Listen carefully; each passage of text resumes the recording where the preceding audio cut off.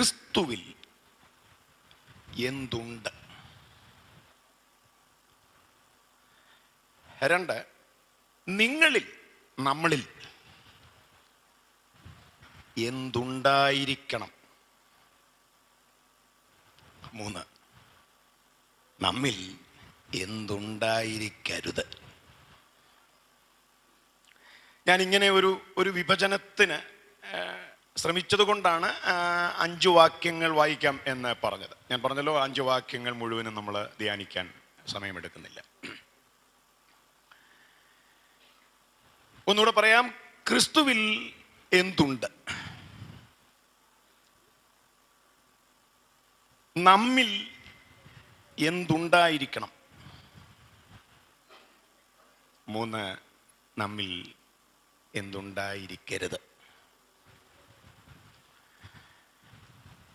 ഈ 1-ാം വാക്യം എനിക്ക് നിങ്ങൾ ശ്രദ്ധിച്ച് വായിച്ചാൽ നമ്മുടെ കർത്താവിന് ചേരുന്ന ഒരു ശൈലിയല്ല. ആ 1-ാം വാക്യം നിങ്ങൾ ശ്രദ്ധിച്ചാൽ, ക്രിസ്തുവിൽ പ്രബോധനം ഉണ്ടെങ്കിൽ, സ്നേഹത്തിൻ്റെ വല്ല ആശ്വാസവും ഉണ്ടെങ്കിൽ. നിങ്ങളതൊന്ന് ശ്രദ്ധിച്ചാൽ ഞാൻ പറഞ്ഞ ആ വാക്ക് തള്ളിക്കളയാൻ പറ്റത്തില്ല. നമ്മുടെ കർത്താവിന് ചേരുവോ അത്, ആ പ്രയോഗം ഉണ്ടെങ്കിൽ?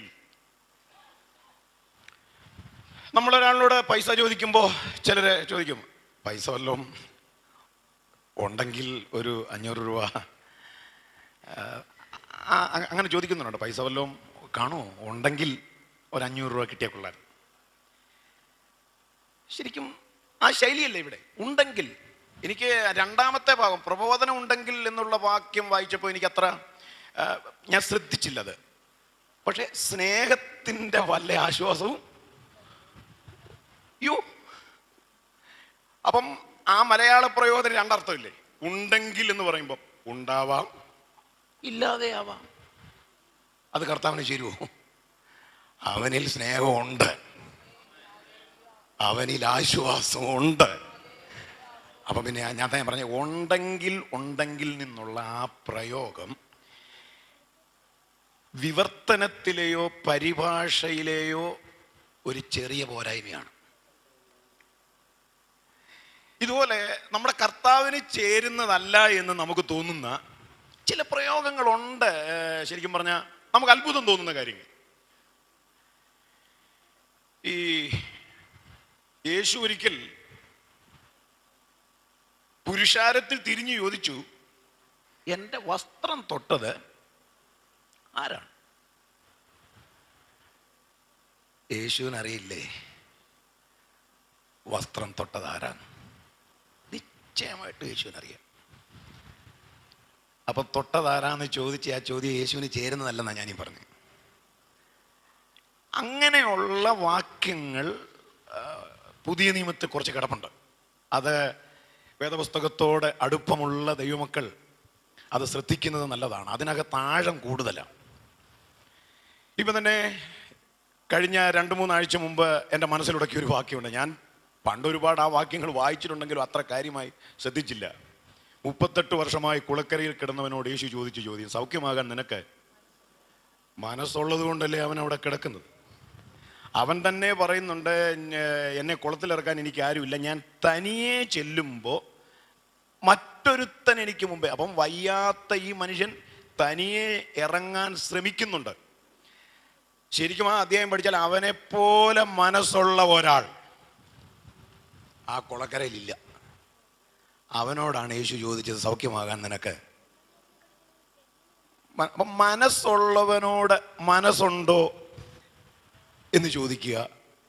തൊട്ടതാരാണെന്ന് അറിയാമായിരിക്കെ തൊട്ടതാരാന്ന് ചോദിക്കുക. ഇതുപോലെയുള്ള പുതിയ നിയമത്തിലെ വാക്യഭാഗങ്ങൾ വളരെ ആഴമുള്ളതാണ്, അർത്ഥവ്യാപ്തിയുള്ളതാണ്, വലിയ മർമ്മങ്ങളുള്ളതാണ്, വലിയ വെളിപ്പാടുകളുള്ളതാണ്. അപ്പോൾ ഫിലിപ്പി ലേഖനം ഈ 2:1 നിങ്ങൾ ഈ ന്യൂ ഇൻ്റർനാഷണൽ വേർഷനിൽ NIV-യിൽ നിങ്ങൾ ഈ വാക്യം ശ്രദ്ധിച്ചാൽ, ഞാനത് NIV-യിലുള്ള വാക്യം, ബൈബിൾ ഞാൻ കൊണ്ടുവന്നിട്ടില്ല, NIV ആരുടെയെങ്കിലും ഉണ്ടെങ്കിൽ നിങ്ങൾ ഇപ്പം തന്നെ നോക്കാം.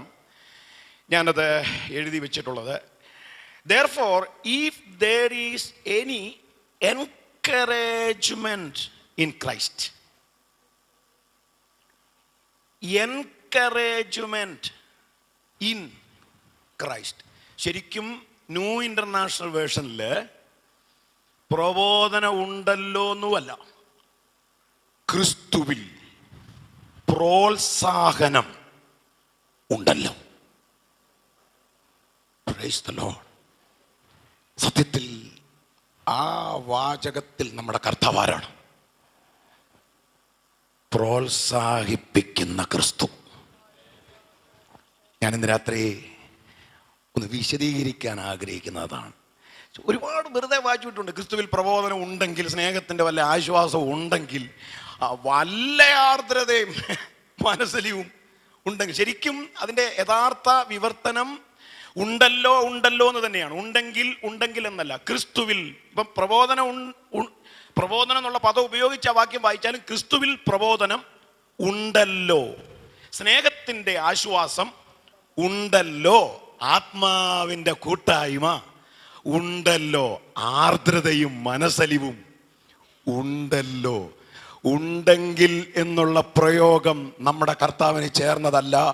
അവൻ ആർദ്രത ഉള്ളവനാണ്, അവൻ മനസ്സലിവുള്ളവനാണ്, അവൻ സ്നേഹമുള്ളവനാണ്. ഓ, ആർദ്രതയും മനസ്സലിവും സ്നേഹവും ഉള്ളവനാണ് കർത്താവ് എന്നുള്ളത് കൊണ്ടല്ലേ ഈ സന്ധ്യയിൽ ഇത്ര സന്തോഷത്തോടെ ഈ ഓഡിറ്റോറിയത്തിൽ സമ്മേളിക്കുവാൻ നമുക്ക് അവസരം ലഭിച്ചത്. ഞാൻ അനുഭവിച്ച ആർദ്രത, ഞാൻ അനുഭവിച്ച മനസ്സലിവ്, ഞാൻ അനുഭവിച്ച അവൻ്റെ സ്നേഹം വാക്കുകളാൽ വർണ്ണിപ്പാൻ കഴിയാത്തത് എന്നുള്ളത് ഓർക്കുമ്പോൾ ഹൃദയത്തിൽ നന്ദിയുടെ നിറവുള്ള ദൈവമക്കൾ ഈ രാത്രി ഓരോ നിമിഷം ഈ കർത്താവിന് മഹത്വം കൊടുക്കുമോ? Price the Lord, price the Lord. ഞാൻ ഒരു വാചകം ചേർത്ത് പറയട്ടെ. ദൈവത്തിന് മഹത്വം കൊടുക്കേണ്ടതിന് പ്രോത്സാഹിപ്പിക്കാൻ മനസ്സുള്ള ഒരു കർത്താവാ എന്നെ വിളിച്ചിറക്കിയത്. അതുകൊണ്ടാണ് ഞാൻ ഇന്ന് ഈ പുൾപിറ്റിൽ നിൽക്കുന്നത്. ഇതിനകത്ത് ഞാൻ ഇരിക്കുന്നത് എൻ്റെ കർത്താവ് പ്രോത്സാഹിപ്പിക്കുന്നവനായതുകൊണ്ട്, സ്നേഹമുള്ളവനായതുകൊണ്ട്, ആർദ്രതയുള്ളവനായതുകൊണ്ട്, മനസ്സലിവുള്ളവനായതുകൊണ്ട്, കൂട്ടായ്മ ഉള്ളവനായതുകൊണ്ട് മാത്രമാണെന്ന് അഭിമാനത്തോടെ പറയാൻ കഴിയുന്ന ദൈവമക്കൾ ഒരു നിമിഷം അതരങ്ങളൊന്ന് ചലിപ്പിച്ച് ദൈവത്തിന് മഹത്വം കൊടുക്കുമോ? ഓ ഹല്ലേലൂയ. ഈ സ്നേഹവാനെ ഒന്ന് സ്തുതിക്കുമോ? ഈ മനസ്സലിവുള്ളവനെ ഒന്ന് സ്തുതിക്കുമോ? ഈ ആർദ്രതയുള്ളവനെ. Hallelujah, praise the lord. അപ്പോ ആ നിലയിൽ വേണം ആ വാക്യങ്ങൾ നമ്മളെ പഠിക്കാൻ. അപ്പോ ക്രിസ്തുവിൽ, ഞാൻ അതിൻ്റെ മുഖവരെ ഒന്ന് പറഞ്ഞ ശേഷം ഈ ഭാഗം വിശദീകരിക്കുന്ന മേഖലയിലേക്ക് വരാം. ക്രിസ്തുവിൽ എന്തൊക്കെ ഉണ്ട്, ക്രിസ്തുവിൽ എന്തുണ്ട് എന്നുള്ളതാണ് അതിലെ ആദ്യ ഭാഗം. എന്താണ് ക്രിസ്തുവിലുള്ളത്? ക്രിസ്തുവിൽ പ്രോത്സാഹനം ഉണ്ട്, ക്രിസ്തുവിൽ സ്നേഹത്തിൻ്റെ ആശ്വാസം ഉണ്ട്, ക്രിസ്തുവിൽ കൂട്ടായ്മ, ആത്മാവിൻ്റെ കൂട്ടായ്മ ഉണ്ടല്ലോ, ക്രിസ്തുവിൽ ആർദ്രതയും മനസ്സലിവും ഉണ്ടല്ലോ. ഇത്രയും കാര്യങ്ങൾ ക്രിസ്തുവിൽ ഉണ്ടല്ലോ. അതുകൊണ്ട് നമ്മിൽ എന്തുണ്ടായിരിക്കണം? നിങ്ങൾ ഏക മനസ്സുള്ളവരായി, ഏക സ്നേഹമുള്ളവരായി, ഐകമത്യമുള്ളവരായി, ഏകഭാവമുള്ളവരായി, താഴ്മയുള്ളവരായി, മറ്റുള്ളവരെ ശ്രേഷ്ഠരെന്ന് എണ്ണുന്നവരായി, മറ്റുള്ളവൻ്റെ ഗുണം നോക്കുന്നവരായിരിക്കണം. നിങ്ങളിൽ ഇത്രയും കാര്യങ്ങൾ ഉണ്ടായിരിക്കണം. പൗലോസിൻ്റെ വാസ്തവത്തിൽ പൗലോസ് ഒരു പണ്ഡിത വരണ്യനായിരുന്നത് കൊണ്ട് സ്റ്റോയിക്ക് തത്വശാസ്ത്രത്തിലും ന്യായപ്രമാണത്തിലുമൊക്കെ അവഗാഹമായ ജ്ഞാനം സിദ്ധിച്ചവനായതുകൊണ്ട് തൻ്റെ ലേഖനങ്ങൾക്ക് ആ ഒരു കനമുണ്ട്. അവതരണമൊക്കെ ശ്രദ്ധിച്ചാൽ അത് പൗലോസ് തന്നെ പറയുന്നുണ്ട്, എൻ്റെ ശരീരസന്നിധി ബലഹീനമെങ്കിലും എൻ്റെ ലേഖനങ്ങൾ ഊറ്റവും കനവുമുള്ളവ. അപ്പം നിങ്ങളിൽ എന്തുണ്ടായിരിക്കണം? രണ്ട് കാര്യം ഉണ്ടായിരിക്കരുതെന്ന് ഫിലിപ്പിയർക്കുള്ള ലേഖനത്തിൽ പൗലോസ് പറയും. എന്തൊക്കെയാണ് ഉണ്ടായിരിക്കരുതെന്ന് പറഞ്ഞത്? ശാഠ്യവും ദുരഭിമാനവും നിങ്ങളിൽ ഉണ്ടായിരിക്കരുത്. ഇങ്ങനെയാണ് ഈ 5 വാക്യങ്ങളെ നമുക്ക് 3ആയി തിരിക്കാൻ കഴിയുന്നത്. 1, ക്രിസ്തുവിൽ എന്തുണ്ട്. 2, നിങ്ങളിൽ എന്തുണ്ടായിരിക്കണം. 3, നിങ്ങളിൽ എന്ത് ഉണ്ടായിരിക്കരുത്. ഇതിൻ്റെ ഒന്നാമത്തെ വാക്യമാണ് ഇന്ന് രാത്രി നമ്മളൊരല്പം വിശദീകരിക്കാൻ ആഗ്രഹിക്കുന്നത്. ക്രിസ്തുവിൽ പ്രോത്സാഹനം ഉണ്ടല്ലോ. നമുക്ക് ഈ പദം വളരെ പരിചയമാണ്. പ്രോത്സാഹിപ്പിക്കുക. നമ്മുടെ ചർച്ചിൽ തന്നെ നമ്മുടെയൊക്കെ കർത്താവിൻ്റെ ദാസന്മാർ നമ്മൾ പലരെയും പ്രോത്സാഹിപ്പിക്കാറുണ്ട് അല്ലേ? വലിയ ഭംഗിയോടെ പാടിയില്ലെങ്കിലും ഒരു സിംഗിൾ സോങ് പാടിക്കഴിഞ്ഞാൽ ക്രിസ്തുവിൻ്റെ മനസ്സുള്ള ഒരു വിശ്വാസി, ഒരു ദൈവദാസൻ ആ സഭയിലുണ്ടെങ്കിൽ മീറ്റിംഗ് ഒക്കെ കഴിയുമ്പോൾ ആ പാട്ട് പാടിയ ആളിനെ കണ്ടിട്ട് പറയും, നന്നായിരുന്നു കേട്ടോ, പാട്ടിടയ്ക്കൊക്കെ തെറ്റിയെന്നുള്ളത് സത്യമാണ്, കേട്ടവർക്കൊക്കെ മനസ്സിലായി പാട്ടിന് അഭംഗി ഉണ്ടായിരുന്നു, പിച്ചില്ലായിരുന്നു, പിച്ചും പേയുമായിരുന്നു. എന്നാലും നമ്മൾ എന്തോ പറഞ്ഞു അവൾ വ്യക്തിയോട്, നന്നായിരുന്നു കേട്ടോ. അതിൻ്റെ ആ രണ്ടാമത്തെ ലൈൻ എടുത്തു പാടിയില്ലേ, അതിനൊരു ഭാവം ഉണ്ടായിരുന്നു, വളരെ മനോഹരമായിരുന്നു. അടുത്ത തവണ കുറെ കൂടെ നന്നായി പാടാൻ ആ വ്യക്തിയെ പ്രോത്സാഹിപ്പിക്കും അല്ലേ, ഉത്സാഹിപ്പിക്കും. പ്രോത്സാഹനം എന്ന് പറഞ്ഞാൽ എന്താണെന്ന് ഞാൻ വിശദീകരിക്കേണ്ട കാര്യമൊന്നുമില്ല. ഞാൻ ഇന്ന് വൈകുന്നേരം ഇവിടെ റൂമിൽ വന്ന ശേഷവും ഒരല്പനേരം ഈ ദൈവവചനം ധ്യാനിച്ചപ്പോൾ ഞാൻ എൻ്റെ കർത്താവിന് മഹത്വം കൊടുത്തു. എന്നെ വിളിച്ചിറക്കിയ കർത്താവ് പ്രോത്സാഹിപ്പിക്കുന്നവനല്ലായിരുന്നെങ്കിൽ ഞാൻ ഒരിക്കലും ഇവിടം വരെ വരില്ല, ഒരിക്കലും ഞാൻ ഇവിടം വരെ വരില്ല. Price the Lord. കണ്ണൂർ ജില്ലയിലെ ഒരു രാഷ്ട്രീയ പ്രവർത്തകൻ്റെ മകനായി ജനിച്ചു വളർന്ന ഞാൻ PDCക്ക് പഠിക്കുമ്പോഴും ഒരല്പം രാഷ്ട്രീയവുമൊക്കെ ആയിട്ട് നടന്നതുകൊണ്ട് പഠനം പൂർത്തീകരിച്ചില്ല. കണ്ണൂരിൻ്റെ അക്രമ രാഷ്ട്രീയ മേഖലയിൽ മെല്ലെ ചുവട് വെച്ച് തുടങ്ങിയ എന്നെ എൻ്റെ കർത്താവ് ഉന്നത വിളി കൊണ്ട് വിളിച്ചു. ഓ പ്രൈസ് ദി ലോർഡ്. ഞാൻ ബാക്കിയെല്ലാം വിടട്ടെ, അവൻ, ഞാൻ പ്രസംഗിക്കുന്ന കർത്താവ്, എൻ്റെ വീണ്ടെടുപ്പുകാരൻ പ്രോത്സാഹിപ്പിക്കുന്നവനായതുകൊണ്ട് മാത്രമാണ് ഇന്ന് രാത്രി ഞാനിവിടെ നിൽക്കുന്നത്. ഇതിനകത്തിരിക്കുന്ന എല്ലാവരും അതോർത്ത് കർത്താവിനെ സ്തുതിക്കാൻ കടപ്പെട്ടവരാണ്. നമ്മുടെ കർത്താവ് പ്രോത്സാഹിപ്പിക്കുന്നവനാണ്. അപ്പോൾ NIV new international version bible, English bible വീട്ടിലുള്ളവർക്ക് ഞാൻ ഈ പറയുന്ന കാര്യങ്ങൾ എന്തെങ്കിലും സംശയമുണ്ടെങ്കിൽ അതിൻ്റെ ഫിലിപ്പ് ലേഖനം 2-ാം അധ്യായം 1-ാം വാക്യം വീട്ടിൽ ചെന്ന് ശ്രദ്ധിക്കാവുന്നതാണ്. ക്രിസ്തുവിൽ, എൻകറേജ്മെന്റ് ഇൻ ക്രൈസ്റ്റ്, ക്രിസ്തുവിൽ പ്രബോധനം ഉണ്ടല്ലോ എന്നല്ല, ക്രിസ്തുവിൽ പ്രോത്സാഹനമുണ്ടല്ലോ. ഞാനൊരു ദൂത് പറഞ്ഞ് ഇതിൻ്റെ വിശദീകരണത്തിലേക്ക് കടക്കട്ടെ. ഇന്ന് രാത്രി കുശവൻ്റെ കയ്യിലിരിക്കെ, പുറത്തിരിക്കല്ല, കുശവൻ്റെ കയ്യിൽ ഇരിക്കെ ചീത്തയായിപ്പോയ പാത്രത്തെ കുശവന് ബോധിച്ചതുപോലെ, എന്ന് പറഞ്ഞാൽ ചീത്തയായിപ്പോയ പാത്രത്തെ കളഞ്ഞില്ല, മാറ്റിവെച്ചിട്ട് വേറെ കുറച്ച് മണ്ണ് കുഴച്ച് വേറൊരു പാത്രമുണ്ടാക്കാൻ കുശവൻ ശ്രമിച്ചില്ല. ഏത് പാത്രമാണോ കുശവൻ്റെ കയ്യിലിരിക്കുമ്പോൾ ചീത്തയായി പോയത്, നിങ്ങൾ ആ ഭാഗമൊക്കെ ധ്യാനിച്ചാൽ അതിനകത്തെ ദൂത് എന്താണെന്ന് നിങ്ങൾക്ക് അർത്ഥം മനസ്സിലാവും. മാർക്കറ്റിൽ പോയപ്പോഴോ ജോലി സ്ഥലത്തിരുന്നപ്പോഴോ യാത്ര ചെയ്തപ്പോഴോ അല്ല ചീത്തയായി പോയത്, കുശവൻ്റെ കയ്യിൽ ഇരിക്കുമ്പോൾ തന്നെ. എന്നാൽ അതിനെ കളയാതെ കുശവന് ബോധിച്ച ഒരു നല്ല പാത്രമാക്കി തീർത്തു എന്ന് യിരെമ്യാ പ്രവചനത്തിൽ പ്രവാചകൻ വിളിച്ചു പറഞ്ഞതുപോലെ, ഇന്ന് രാത്രി കർത്താവ് ചിലരെ പണിയാൻ പോകുന്നു, കർത്താവ് ചിലരെ പ്രോത്സാഹിപ്പിക്കാൻ പോകുന്നു. നിന്നെ അവന് ബോധിച്ച ഒരു മാനപാത്രമാക്കി രൂപപ്പെടുത്താൻ പോകുന്നു. അത് വിശ്വസിക്കാൻ കഴിയുന്ന ഹൃദയങ്ങൾ ഇതിനകത്തുണ്ടോ?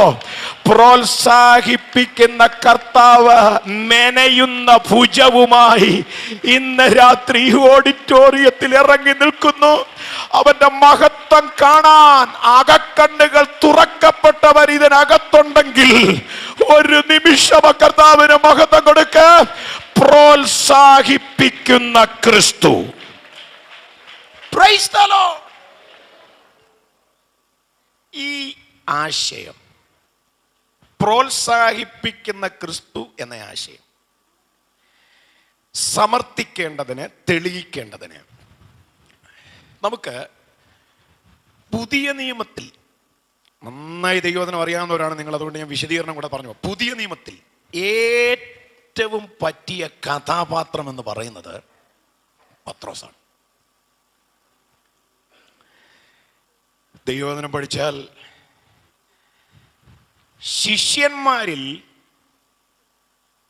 ഏറ്റവും കൂടുതൽ പരിഗണന ലഭിച്ചിട്ടുള്ളത് പത്രോസിനാണ് അല്ലേ? ഏറ്റവും കൂടുതൽ പരിഗണന പത്രോസാണ്. ടീമിന്റെ കൺവീനർ എന്ന് പറഞ്ഞാൽ പന്തിരുവരിൽ പ്രധാനിയായ പത്രോസ് എന്നാണ്. ഇത് പത്രോസ് ആരെയും കണ്ട് സമ്പാദിച്ചതല്ല. ഇന്നൊരാൾ പ്രധാനിയാകണമെങ്കിൽ ഒരു അണ്ടർഗ്രൗണ്ട് വർക്ക് നേരത്തെ നടത്തണം. എന്നാൽ പോലും ചിലർക്ക് ആകാൻ പറ്റുന്നില്ല. പൈസയുടെ ചെലവ്, യാത്രാ ചെലവ്, കഷ്ടപ്പാട്, കൃത്യമായി ആ സ്ഥാനത്തേക്ക് പലരും വരുന്നില്ല. പക്ഷെ കർത്താവിന് മനസ്സലിവ് തോന്നി കൊടുത്ത പൊസിഷനാ ഈ പ്രധാനി എന്നുള്ള സ്ഥാനം. അത് തന്നെ ദൈവത്തിന് മഹത്വം കൊടുക്കാനുള്ള ഒരു ദൂത. ദൈവമാക്കാതെ നമ്മളൊന്നും ആകാൻ ശ്രമിക്കരുത്. Price the Lord. ദൈവമാക്കി വെക്കുന്നതും നമ്മൾ സ്വയമാകുന്നതും രണ്ടാണ്. ആത്മാവിനാൽ നയിക്കപ്പെടുന്നവൻ സ്വയം ഒന്നുമാകാൻ അധ്വാനിക്കില്ല. ദൈവത്തിൻ്റെ കൈവപ്പിനായി അവൻ കാത്തിരിക്കും. അപ്പൊ പന്തിരുവരിൽ പ്രധാനി എന്ന പദവി. ഇനി ശിഷ്യന്മാരിൽ ആർക്കും ലഭിക്കാത്ത കരുണ പത്രോസിന് ലഭിച്ചത് നമുക്കറിയാം. 11 പേരും പടകിലിരിക്കുമ്പോൾ പത്രോസിനൊരാഗ്രഹം, വെള്ളത്തിൽ കൂടെ നടക്കണം. പത്രോസ് വെള്ളത്തിൽ കൂടെ നടന്നു. പത്രോസ് കാറ്റ് കണ്ട് പേടിച്ച് മുങ്ങിത്തുടങ്ങുകയാലെന്ന് എഴുതിയേക്കുന്നു. അപ്പോൾ എൻ്റെ കർത്താവ് കൈ നീട്ടി പിടിച്ച് ഉയർത്തി.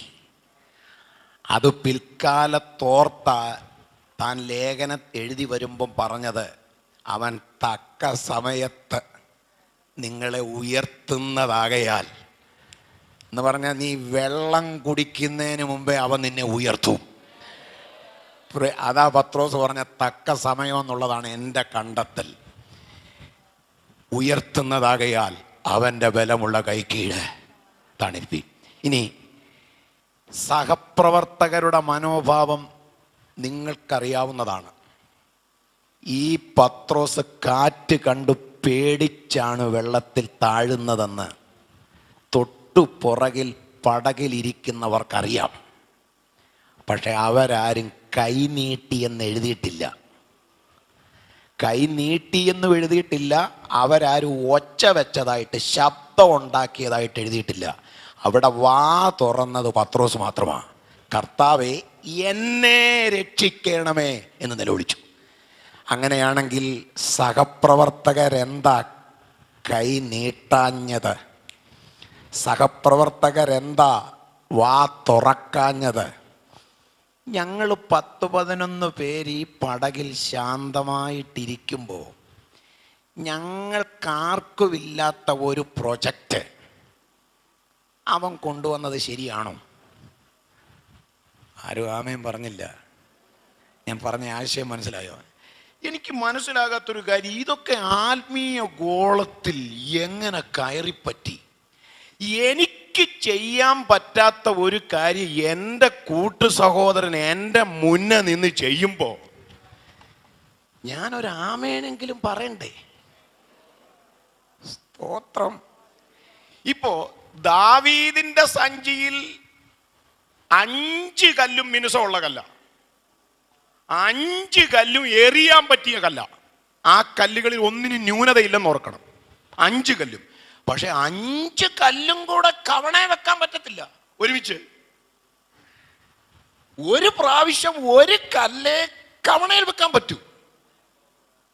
അപ്പൊ 5 കല്ലുകളിൽ ഒന്നെടുത്ത് ദാവീദ് കവണയിൽ വെച്ച് ഗോലിയാത്തിനെതിരെ ഉന്നം നോക്കി എറിയുമ്പോ പുതിയ നിയമത്തിന്റെ കാഴ്ചപ്പാടിൽ ബാക്കിയുള്ള ജീവനുള്ള കല്ലുകൾ, കർത്താവേ, ഞങ്ങളുടെ കൂട്ടു സഹോദരൻ പോയിട്ടുണ്ട്, ഒരു ഗോലിയാത്തിനെ തിരക്കി, ഉന്നം മാറാതെ ചെന്നു കൊള്ളാനുള്ള കൃപ കൊടുക്കണേന്ന് പ്രാർത്ഥിക്കുവോ? എനിക്ക് ചെയ്യാത്തത് മറ്റൊരാൾ ചെയ്യുമ്പോൾ, നമുക്കില്ലാത്തത് മറ്റൊരാൾക്കുണ്ടെന്ന് വരുമ്പോൾ അതിനെ വിശാലതയോടെ ഉൾക്കൊള്ളാനും അംഗീകരിക്കാനും അതിനൊരാമേൻ പറയാനുമുള്ള മനസ്സ് ഇന്ന് കുറഞ്ഞു കുറഞ്ഞു വരുവാ കേട്ടോ. അത് നമ്മൾ പടകിൽ കാണുന്നു. പക്ഷെ ഒരു കാര്യം ഓർത്തോണം, കൂടെ ഇറങ്ങിയവരും കൂടെ ഇരുന്നവരും നീ താഴുമ്പോ മൗനമായി പ്രതികരിച്ചാലും നിന്നെ ഇറങ്ങാൻ വിളിച്ചവൻ, ഇറങ്ങിപ്പോരാൻ നിന്നെ വിളിച്ചിറക്കിയവൻ, നീ താഴുമ്പോ മൗനമായി പ്രതികരിക്കുന്നവനല്ല. അവൻ കൈ നീട്ടി നിന്നെ പിടിക്കാൻ കരുത്തുള്ളവനും മനസ്സുള്ളവനുമാണ്. സ്തോത്രം. ഹല്ലേലൂയ. മറ്റൊരിക്കൽ ഞാൻ പറഞ്ഞത് പത്രോസ് കർത്താവിലൂടെ അനുഭവിച്ച പരിഗണന ഞാൻ പറയുക. പുതിയ നിയമം പഠിച്ച ശിഷ്യന്മാരിൽ ഏറ്റവും കൂടുതൽ പരിഗണന ലഭിച്ചയാളാണ് പത്രോസ്. മറ്റൊരിക്കൽ കരമടയ്ക്കാൻ കാശില്ലാതെ വന്നപ്പോ ഈ പത്രോസിനു വേണ്ടി കർത്താവ് കരം കരുതിയില്ലേ? ആ ഭാഗം പഠിച്ചാലും സഹപ്രവർത്തകരുടെ ഭാഗത്ത് നിന്ന് ഒരു നിസ്സഹകരണം ഈ പത്രോസിന് ഉണ്ടായിട്ടുണ്ടെന്നുള്ളതാണ് എൻ്റെ കണ്ടെത്തൽ. അത് ഞാൻ പറയാം. നിങ്ങൾ ശ്രദ്ധിച്ചിട്ടുണ്ടല്ലോ, കൊടുത്തില്ല. ഉത്തരം കൃത്യമാ, അവർക്ക് കാശുണ്ടായിരുന്നു. ബാക്കി 11 ശിഷ്യന്മാർക്ക് കരമടയ്ക്കാനുള്ള കാശ് അവരുടെ കയ്യിൽ ഉണ്ടായിരുന്നു. അവർ കരമടച്ചു. കരമടയ്ക്കാതിരുന്നത് പത്രോസ് മാത്രമാണ്. അല്ലാതെ 12 പേർക്കും കരം കരുതാൻ എൻ്റെ കർത്താവ് കഴിവുള്ളവനാണ്. അല്ലാതെ കർത്താവ് അവിടെ മുഖപക്ഷമൊന്നും കാണിച്ചു തന്ന ആരും കരുതരുത്. ചിന്തിക്കേണ്ടത് ഇങ്ങനെ തന്നെയാണ്. 11 പേരും കരം അടച്ചു. എന്നാൽ ഈ സഹോദരന്മാരുടെ ഭാഗത്തുനിന്ന് വിഷമം ഉണ്ടായി എന്നുള്ളത് ഞാനൊന്ന് തെളിയിക്കാം. നിങ്ങളാരും തെറ്റിദ്ധരിക്കൊന്നും ചെയ്യരുത്. ഈ 11 സഹോദരന്മാർ റോമൻ ട്രഷറിയുടെ മുമ്പിൽ നിന്നുകൊണ്ട് കരമടയ്ക്കുമ്പോൾ അവർക്കറിയത്തില്ല അവരുടെ കൺവീനർ വന്നിട്ടില്ലെന്ന്. എടാ, ഇതൊക്കെ ആയാലും നമ്മുടെ കൺവീനറെ കണ്ടില്ലല്ലോ കരമടയ്ക്കാൻ നമ്മളെല്ലാം കൂടെ നിന്നപ്പം. ആരെങ്കിലും തിരക്കിയോ പത്രോസിനെ? ആരെങ്കിലും പറയണ്ടേ? ആത്മാർത്ഥതയുള്ള സഹപ്രവർത്തകരാണ് എന്തോ പറയണം. ഇനി കാശില്ലാഞ്ഞിട്ട് വല്ലോ ആണോ? കരമടയ്ക്കേണ്ട ദിവസമാണല്ലോ ഇന്ന്, അദ്ദേഹം കരമടയ്ക്കാൻ വന്നില്ലല്ലോ. നിങ്ങൾ ശ്രദ്ധിച്ചാൽ അറിയാം. അതുകൊണ്ടാണ് കരമടയ്ക്കേണ്ട ഡേറ്റ് കഴിഞ്ഞിട്ടും കരമടയ്ക്കാതിരുന്നത് കൊണ്ടാണ് ടാക്സ് കളക്ടേഴ്സ്, ചുങ്കം പിരിവുകാരെ കരം പിരിക്കാൻ വന്നത്. അങ്ങനെയാണ് പത്രോസ് കരം പിരിവുകാരെ കാണുന്നത്. ആ പത്രോസ് അപ്പോഴാണ് ഓടിപ്പോയി യേശുവിനോട് പറഞ്ഞു, ഗുരു, കരം പിരിക്കുന്നവർ വന്നിരിക്കുന്നു, നീ ഈ മാസത്തെ കരം കൊടുത്തില്ല. കണ്ടോ? അപ്പോ ഡേറ്റ് കഴിഞ്ഞിട്ടും കരമടച്ചില്ലെന്നുള്ളതാണ് ഇവരുടെ പ്രശ്നം. കരമടച്ചപ്പോ, സഹോദരന്മാര് കരമടച്ചപ്പോ പത്രോസിനെ അവിടെ കാണാതിരിക്കെ, സ്നേഹവും ആത്മാർത്ഥതയും ഉണ്ടെങ്കിൽ നമ്മളൊക്കെ ആണെങ്കിൽ അന്വേഷിക്കത്തില്ലേ? എടാ, നമ്മൾ 11 പേരും കൂടെ ഒന്ന് അഡ്ജസ്റ്റ് ചെയ്താൽ പുള്ളിയുടെ ഈ മാസത്തെ കരം കൊടുക്കാവുന്നതേ ഉള്ളൂ. ഒരഡ്ജസ്റ്റ്മെൻറ്റും നടന്നില്ല. 11 പേര് കരമടച്ചേച്ച് അവരവരുടെ വഴിക്ക് പോയി. പക്ഷേ ഈ കരം പിരിവുകാർ വന്ന് യേശുവിൻ്റെ കരം ചോദിച്ചതും പത്രോസിനോടാണ്. ഏതാ? ആ മാസത്തെ കരം അടയ്ക്കാതെ നിൽക്കുന്ന പത്രോസിനോടാ ചോദിച്ചേ. യേശുവിൻ്റെ കരം. ആ ഭാഗം നമുക്കറിയാം, നമ്മൾ ഒത്തിരി പ്രസംഗം കേട്ടിട്ടുണ്ട്. കർത്താവ് പത്രോസിനോട് പറഞ്ഞത് എന്താ? നീ വേഗം പോയി ചൂണ്ടയിട. നീ വേഗം പോയി ചൂണ്ട എടുത്തോണ്ട് വരാനല്ല പറഞ്ഞു, ചൂണ്ട ഇടാനാ പറഞ്ഞു. ഇത് കയ്യിലുണ്ട് സാധനം, ഈ സാധനം കയ്യിലുണ്ട്. അതൊരു ചെറിയ കൊളുത്തല്ലേ, ഒരു പേപ്പറിൻ്റെ തുണ്ടിനകത്ത് പൊതിഞ്ഞ് ഈ എളിയിൽ വെച്ചിട്ട് ഏത് പാട്ട് നൃത്തം ചെയ്ത് പാടിയാലും ചൂണ്ട അവിടെ ഇരുന്നോളും. ഇത് കർത്താവിന് കാണാമല്ലോ. വെള്ളത്തിൽ കിടക്കുന്ന മീൻ്റെ വായിലിരിക്കുന്ന ദ്രഹ്മ കാണാൻ യേശുവിന് കഴിയുമെങ്കിൽ ഈ കൺവീനറുടെ എളിയിലിരിക്കുന്ന കൊളുത്ത് കാണാനും നമ്മുടെ കർത്താവിന് കഴിയും. സ്തോത്രം. നമ്മൾ ഈ മീൻ്റെ വായിലെ ദ്രഹ്മ കണ്ടു എന്ന് മാത്രം പ്രസംഗിക്കരുത്. പത്രോസിൻ്റെ കയ്യിൽ ഒളിപ്പിച്ച് വെച്ചിരുന്ന ചൂണ്ട കണ്ടു എന്നും കൂടെ പ്രസംഗിക്കണം. അത് തൊടത്തില്ല നമ്മൾ. സ്തോത്രം. വല്ല കൊളുത്തും ഉണ്ടെങ്കിൽ 31 മുമ്പേ അങ്ങ് കളഞ്ഞേക്കണം. Price the Lord. സ്തോത്രം. പോട്ടെ. അപ്പോൾ ആ ഭാഗമൊക്കെ നമുക്കറിയാം. എനിക്ക് തോന്നുന്നു പത്രോസ് അനുഭവിച്ച അത്ര അത്ഭുതം ശിഷ്യന്മാരിൽ ആരും അനുഭവിച്ചിട്ടില്ല. ഉണ്ടോ? നോ. ആ ഭാഗം നിങ്ങൾ ശ്രദ്ധിച്ചു. ഞാൻ ഈ കഴിഞ്ഞ ദിവസം അതിനെ കാര്യമായിട്ടൊന്ന് ഓർത്തത്. പത്രോസിനെ കർത്താവ് കരുതി. പത്രോസിനോട് പറയാണ്, നീ പോയി ചൂണ്ടയിട, ആദ്യം കിട്ടുന്ന മീനിനെ എടുക്കാം. ആ പദമൊക്കെ ഇന്ന് ധ്യാനിച്ചു നോക്കി. ഗലീലക്കടലിൽ പത്രോസ് മാത്രമാണോ ചൂണ്ടയിടുന്നത്? എത്രയോ ആളുകൾ ഗലീലക്കടലിൽ ചൂണ്ടയിടുന്നു. പക്ഷേ പണം വായിലുള്ള മീൻ പത്രോസിന്റെ ചൂണ്ടയിൽ ആദ്യം കൊത്തണം. അതൊക്കെ എന്നെ അത്ഭുതമാണ്. അപ്പോൾ ഈ പണം വായി കൊണ്ട് നടക്കുന്ന മീൻ വേറെ ആരുടെയും ചൂണ്ടയിൽ കൊത്തത്തില്ലെന്നുള്ളത് ഒരു അത്ഭുതമാണ്. Price the Lord. പത്രോസിന്റെ ചൂണ്ട തന്നെ രണ്ടാമത് കൊത്താനും പറ്റത്തില്ല. ആദ്യം വേറൊരു മീൻ കൊത്തിയിട്ട് പിന്നെ ഈ പണമുള്ള മീൻ കൊത്താൻ പറ്റും. ആദ്യം തന്നെ കൊത്തണം. ഞാൻ പറഞ്ഞത് എണ്ണി പറഞ്ഞാൽ എത്ര അത്ഭുതം കണ്ടവനാ പത്രോസ്. പിന്നെ മറ്റൊരു കാര്യം ചിന്തിച്ചിട്ടുണ്ടോ? ഈ മീൻ്റെ വായിൽ എവിടുന്ന ഈ പൈസ? ഇതിന്റെ ഉത്ഭവത്തെ കുറിച്ച് ചിന്തിച്ചിട്ടുണ്ടോ? ഈ മീൻ്റെ വായിൽ എവിടുന്ന ഈ കാശ്? ഞാൻ എൻ്റെ വൈഫിനോട് ചോദിച്ചിട്ടുണ്ട്, ഈ മീൻ്റെ വായിൽ എവിടുന്നാടോ ഈ പൈസ? നമുക്ക് അറിയാൻ വേണ്ടി, അഭിപ്രായം എന്താണെന്ന് അറിയാൻ വേണ്ടി. എൻ്റെ വൈഫ് പെട്ടെന്ന് തന്നെ ഉത്തരം പറഞ്ഞത്, മീൻ പിടിക്കാൻ വന്ന ആരാണ്ടരെ പോക്കറ്റിൽ നിന്ന് പോയതാണ്. അല്ല, ഞാൻ ചോദിക്കട്ടെ, നമുക്ക് ഇതല്ലാതൊരു ഉത്തരവുണ്ടോ? ഈ പൈസ എങ്ങനെ മീൻ്റെ വായി വന്നു? മീൻ്റെ വായിൽ ചതുർദ്രഹ്മ പണം വരണമെങ്കിൽ ഈ പണം എവിടുന്ന് വന്നു? ആരെങ്കിലും കയ്യിൽ നിന്ന് പോയതാണെന്ന് നമ്മൾ ചിന്തിച്ചാൽ നമുക്കത് പ്രസംഗിക്കാൻ പറ്റുമോ? വല്ലവരുടെയും കയ്യിൽ നിന്ന് കാണാതെ പോയ കാശെടുത്താണോ യേശുവും പത്രോസും കരമടയ്ക്കുന്നത്? അത് നമ്മുടെ കർത്താവിൻ്റെ മാന്യതയ്ക്ക് ചേരുന്നതാണ്. യേശു തന്നെ പറഞ്ഞത്, കൈസർക്കുള്ളത് കൈസർക്കും ദൈവത്തിനുള്ളത് ദൈവത്തിനും. ഒരുത്തിൻ്റെ എടുത്ത് വേറൊരുത്തിന് കൊടുക്കരുത്. തന്നെയല്ല, കളഞ്ഞു പോയവൻ അന്ന് മുതലേ ഒരുപക്ഷെ പിരാഗി നടക്കുക ഈ പൈസ പോയവൻ. അപ്പൊ മറ്റൊരുത്തൻ്റെ കളഞ്ഞുപോയ പൈസയാണ് ഈ പൈസ എന്ന് നമുക്ക് പറയാൻ പറ്റുമോ?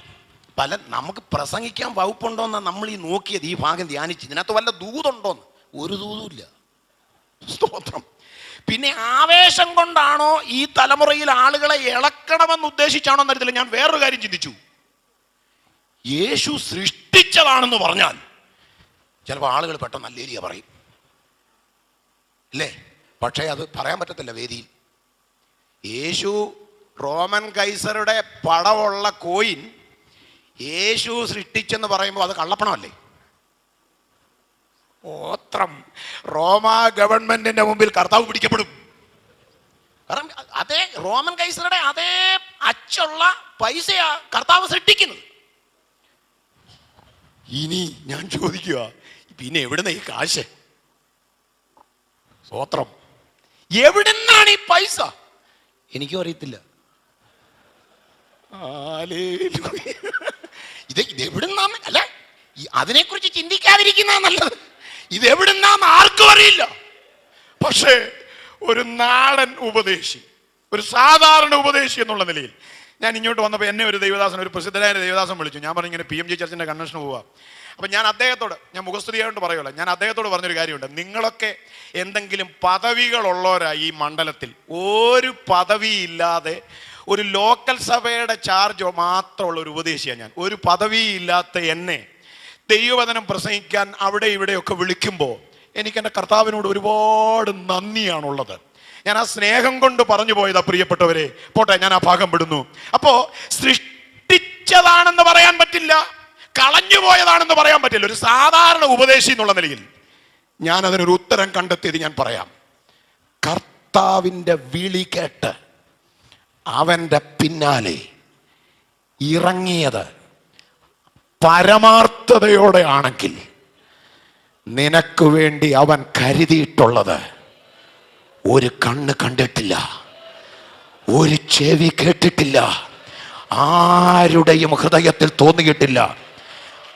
ആ ദൂതനാമയം പറയാൻ പറ്റുമോ എന്ന് പറഞ്ഞാൽ ഇതെവിടുന്നാണെന്ന് നിനക്ക് പോലും പറയാൻ പറ്റാത്ത ചിലത് ഈ 2013 തീരുന്നതിന് മുൻപ് വിളി കേട്ടിറങ്ങിയ ദൈവ പൈതലേ, നിനക്ക് വേണ്ടി അവർ കരുതും എന്ന് ദൂത് പറഞ്ഞാൽ ആമേൻ. അതിനകത്ത് അഭംഗിയില്ല, അതിനകത്തൊരു വെച്ചുകെട്ടലില്ല. എനിക്ക് വേണ്ടി കരുതാൻ എൻ്റെ കർത്താവിന്റെ കരം ചലിക്കുന്നു. അതോർത്ത ഞാൻ ദൈവത്തിന് സ്തോത്രം ചെയ്യുകയാണ്.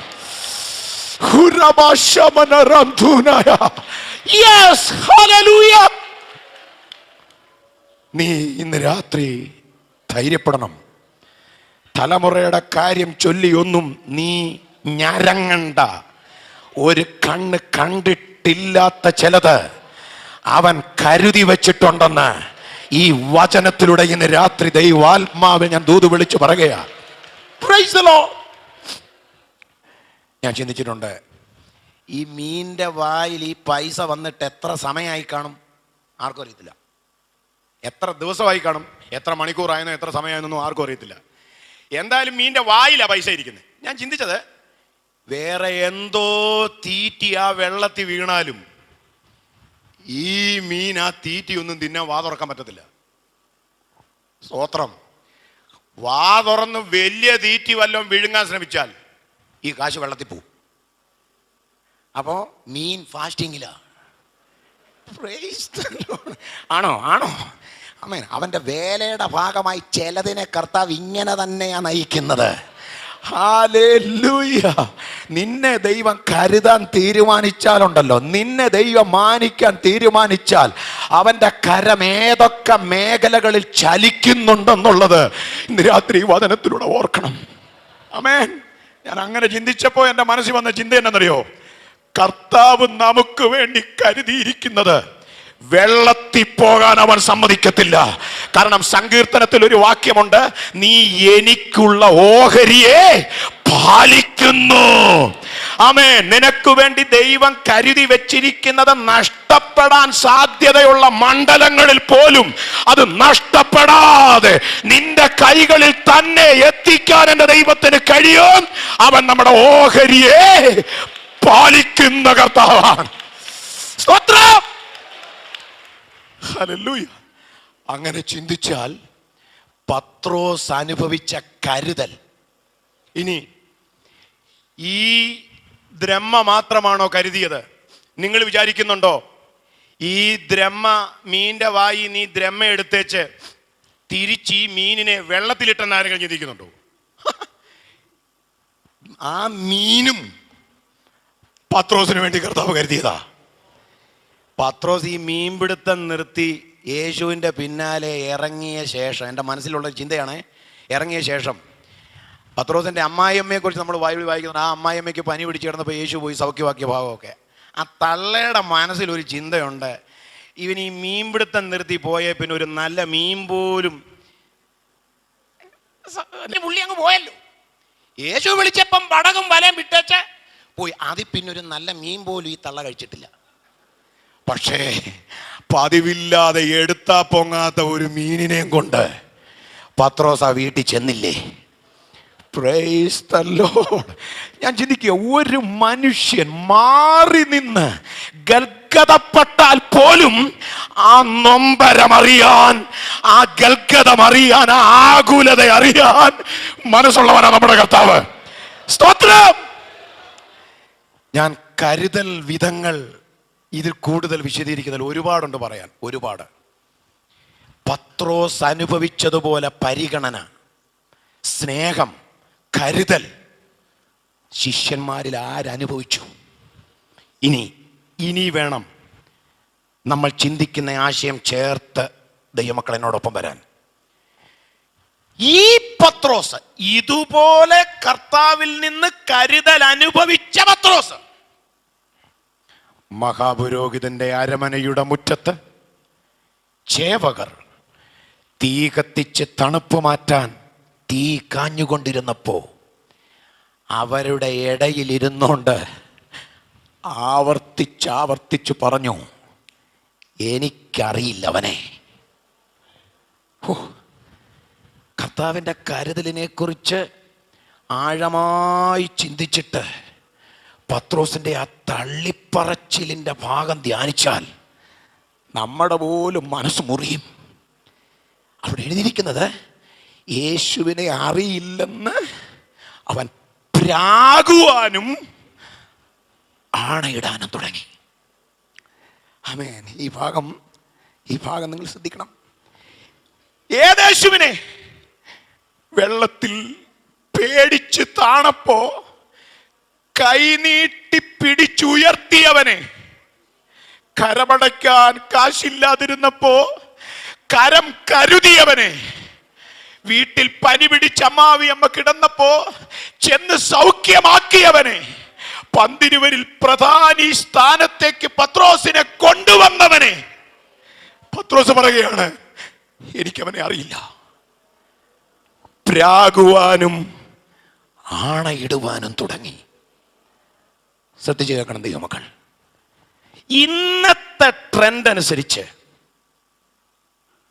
പരസ്യ സ്ഥലത്ത് നിന്നോ ഇരുന്നോ ഒരു ശിഷ്യൻ ഇങ്ങനെ പ്രാകുകയും ആണയിടുകയും ചെയ്താൽ അവരോടുള്ള സഭയുടെ സമീപനം എന്തായിരിക്കും? അവരോടുള്ള ശുശ്രൂഷകന്റെ സമീപനം എന്തായിരിക്കും? ഇവിടെയാണ് എന്നെ തകർത്ത ചിന്ത ഞാൻ പറയാൻ പോകുന്നത്. അങ്ങനെ പ്രാഗി തള്ളിപ്പറഞ്ഞ പത്രോസ് ആ നേതാവിനെ വിട്ടു, ആ ലീഡറിനെ വിട്ടുകളഞ്ഞു. പഴയ പടകും പഴയ വലയും എടുത്ത് പഴയ പണിക്ക് പോയി. ശ്രദ്ധിക്കണം. രാത്രി മുഴുവൻ അധ്വാനിച്ചു, ഒന്നും കിട്ടിയില്ല. തണുപ്പുള്ള പ്രഭാതത്തിൽ കരയിലൊരു ശബ്ദം, നമുക്കറിയാവുന്ന ഭാഗമാണ്. കരയ്ക്കൊരു ശബ്ദം, കുഞ്ഞുങ്ങളെ, ക്രിസ്തുവിൽ ആർദ്രതയുണ്ടല്ലോ എന്ന് പൗലോസ് പറഞ്ഞതിൻ്റെ ഒരു ഭാഗം നമ്മൾ അവിടെ കാണുന്നുണ്ട്. ഈ തള്ളിപ്പറഞ്ഞ് പിന്മാറിപ്പോയവനെ യേശു വിളിച്ചതെന്താ? കുഞ്ഞേന്നാ. നിങ്ങൾക്ക് ചിന്തിക്കാൻ കഴിയുമോ? പ്രോത്സാഹിപ്പിക്കുന്ന ക്രിസ്തുവിൻ്റെ മനസ്സിൻ്റെ വലുപ്പം. Praise the Lord. കുഞ്ഞേ, കുഞ്ഞുങ്ങളെ എന്ന് വിളിച്ചു. ഇടയ്ക്കുള്ള ഭാഗം ഞാൻ വിടട്ടെ. അടുത്തത് എന്താ? അവർ കരക്കിറങ്ങിയപ്പോ തീക്കനലും അതിന്മേൽ മീൻ വെച്ചിരിക്കുന്നതും അപ്പവും കണ്ടു. എൻ്റെ കർത്താവിൻ്റെ മനസ്സിൻ്റെ വലുപ്പം കുറച്ച് കാര്യമായിട്ട് നിങ്ങൾ അവിടെ ശ്രദ്ധിക്കണം. കരക്കിറങ്ങിയപ്പോൾ അപ്പവും മീനും കണ്ടെന്നല്ല എഴുതിയേക്കുന്നത്, തീക്കനലും അതിന്മേൽ മീൻ വെച്ചിരിക്കുന്നതും അപ്പവും കണ്ടു. അപ്പൊ ആദ്യം കണ്ടത് തീക്കനല അല്ലേ? ഒന്ന് ചിന്തിക്കണം എന്നോടൊപ്പം. നമ്മുടെ സിസ്റ്റം അനുസരിച്ച് യേശുവിൻ്റെ സിസ്റ്റത്തിന് വ്യത്യാസമുണ്ട് ഇല്ലേ? കാരണം പാചകം ചെയ്ത് കഴിഞ്ഞാൽ അടുപ്പിലെ ആണെങ്കിലും ഗ്യാസിലെ ആണെങ്കിലും നമ്മൾ തീ അണയ്ക്കും. അപ്പം ഉണ്ടാക്കി, മീനും വറുത്തു, പിന്നെ ആരാ തീ ഇട്ടേക്കുന്നേ? മീൻ ചൂടാകുമ്പോഴേ ഗ്യാസ് ഓഫ് ചെയ്യുന്നവരാ നമ്മൾ. ഗ്യാസിനൊക്കെ വില കൂടിയ പിന്നെ പാചകം കഴിഞ്ഞാൽ ആരും തീ അണയ്ക്കും. പക്ഷെ നിങ്ങൾ ശ്രദ്ധിച്ചേ, ഗലീല കടൽക്കരയിൽ യേശു ആ തീ അണച്ചിട്ടില്ല. അതുകൊണ്ട് തന്നെയാണ് അവർ കരക്കിറങ്ങിയപ്പോ ആദ്യം കണ്ടു എന്ന് എഴുതിയിരിക്കുന്നത് എന്താ? തീക്കനല. തീക്കനലും അതിന്മേൽ മീൻ വെച്ചിരിക്കുന്നതും അപ്പവും കണ്ടു. എന്തോ മനസ്സിലാകുന്നുണ്ട്? നിങ്ങളൊന്ന് ചിന്തിക്കുമോ? എന്തുകൊണ്ടാണ് ശിഷ്യന്മാരിൽ പത്രോസ് ഉൾപ്പെടെയുള്ളവർ ഈ തീക്കനൽ ആദ്യം കണ്ടു എന്ന് ദൈവാത്മാവ് രേഖപ്പെടുത്തിയതിൻ്റെ അർത്ഥം എന്താ? കർത്താവിനറിയാം, രാത്രി മുഴുവനും ഈ വെള്ളത്തിൽ അധ്വാനിച്ചിട്ട് ശരീരം മുഴുവൻ തണുത്തു മരവിച്ചിരിക്കുക.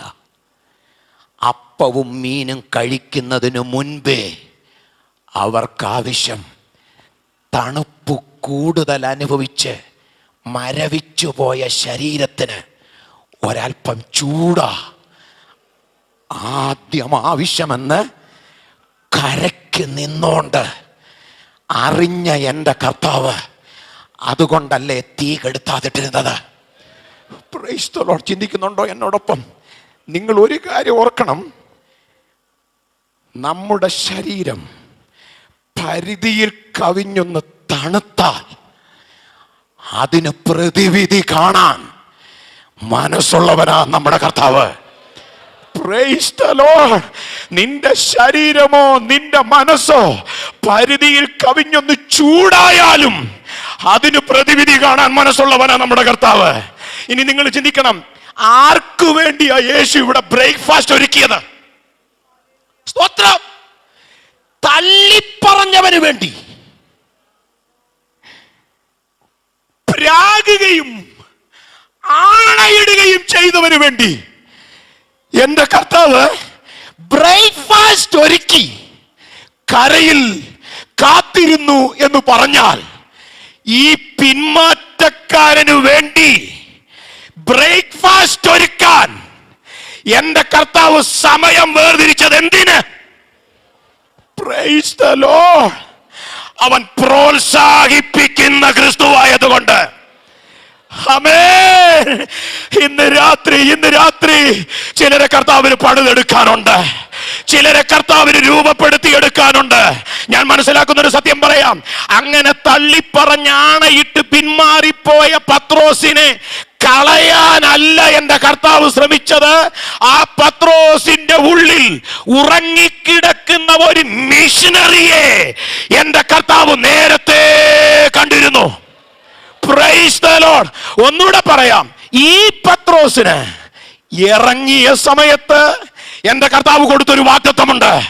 ഞാൻ നിന്നെ മനുഷ്യരെ പിടിക്കുന്നവനാക്കും. വാഗ്ദത്തം പത്രോസേ, നീ മറന്നാലും, ഏതാ നിനക്ക് ഞാൻ തന്ന വാഗ്ദത്തം നീ മറന്നാലും, വാഗ്ദത്തം തന്നവനെ നീ മറന്നാലും എനിക്ക് നിന്നെ മറക്കാൻ കഴിയില്ല, എനിക്ക് നിന്നെ ഉപേക്ഷിക്കാൻ കഴിയില്ല. പ്രോത്സാഹിപ്പിക്കുന്ന ക്രിസ്തുവിന്റെ മനസ്സിന്റെ വലുപ്പം ആത്മാവിൽ ഗ്രഹിച്ചവർ ഇതിനകത്തുണ്ടോ? എനിക്ക് നന്നായി അറിയാം. വിശ്വാസത്തിൽ ക്ഷീണിച്ചിരിക്കുന്ന ചിലര് ഇന്ന് രാത്രി ഈ തീക്കനലിന്റെ അടുത്തിരുന്ന്, കർത്താവ് ഒരുക്കിയ തീക്കനലിന്റെ അടുത്തിരുന്ന് ആത്മാവിലൊന്ന് ചൂടാകാൻ പോകുന്നു ഇന്ന് രാത്രി. യെസ് യെസ് യെസ്, ഒന്ന് ചൂടാകാൻ, ആത്മാവിൽ ഒന്ന് ചൂടാകാൻ. തണുപ്പൊന്ന് മാറട്ടെ. ഹല്ലേലൂയ. Praise the Lord. സ്തോത്രം. ഈ കഴിഞ്ഞ ദിവസം ഒരു ദൈവദാസൻ എന്നോട് പറഞ്ഞൊരു ദൂത് ഞാൻ പറയാം. ദൈവസഭയ്ക്കകത്ത് പ്രോത്സാഹിപ്പിക്കുന്ന ക്രിസ്തുവിൻ്റെ ശുശ്രൂഷ വെളിപ്പെടുന്നില്ല. നിങ്ങൾ ശ്രദ്ധിച്ചാൽ കംപ്ലീറ്റ് സിസ്റ്റത്തിനകത്ത് നമ്മൾ ബ്രേക്കാ, നമ്മൾ ബ്ലോക്കാ. അതിന് അദ്ദേഹം ഒരു തെളിവ് എന്നോട് പറഞ്ഞു. എനിക്ക് അത്ഭുതം തോന്നി. 18 വർഷമായി കൂനിയായ സ്ത്രീ പള്ളി പോകുന്നുണ്ട്. അപ്പോ പ്രോഗ്രാമിന് പോകുന്നതിന് പിശാചിനെതിരില്ല, പ്രോഗ്രാം നടക്കുന്നതിനും പിശാചിനെതിരില്ല. കാരണം യേശു അവളെ കണ്ടതും പള്ളിക്കകത്ത് വെച്ചാണല്ലോ. പള്ളി പോകുന്നതിനോ ആരാധനാക്രമങ്ങളിൽ പങ്കെടുക്കുന്നതിനോ പിശാചിനെതിരില്ല. പക്ഷേ അവളുടെ മേലുള്ള കെട്ട് അഴിയുന്നതിന് പിശാചിനെതിരാ. ആരാധനകളിൽ വരുന്ന പലരും ബന്ധിക്കപ്പെട്ടവരായി തന്നെ മടങ്ങുന്ന ഒരു ബൗണ്ടറി ദൈവജനത്തിനകത്തുണ്ട് കേട്ടോ, ദൈവസഭയുടെ ശുശ്രൂഷയ്ക്കകത്തുണ്ട്. പിശാച് വെച്ചിരിക്കുന്ന ആ ബൗണ്ടറി ഇന്ന് രാത്രി ഒന്ന് പൊളിച്ചിട്ട് നിന്നെ പുറത്തു കൊണ്ടുവരുവാൻ എൻ്റെ കർത്താവിന് പദ്ധതി ഉണ്ടെന്ന്. എന്ന് പറഞ്ഞാൽ ഒരു സിസ്റ്റത്തിനകത്ത്, ഒരു പരമ്പരാഗത സമ്പ്രദായത്തിനകത്ത്, ആണ്ടുതോറും നടക്കുന്ന ഒരു പ്രോഗ്രാമിനകത്ത് നിന്നെ ഒതുക്കി വെക്കാൻ ഇനി പിശാചിന് കഴിയത്തില്ല. എൻ്റെ കർത്താവ് പ്രോത്സാഹിപ്പിക്കുന്നവനാ എന്ന് പറഞ്ഞാൽ ആരാധിക്കാതിരിക്കുന്നവരുടെ മനസ്സിനെ കർത്താവ് ചൂടാക്കും. കുഞ്ഞെ, നീ അധരങ്ങൾ തുറക്ക്. നീ എത്ര നാൾ ഇങ്ങനെ കുനിഞ്ഞു നിൽക്കും? നീ ഉയര്, നീ തലയൊന്ന് പൊക്ക.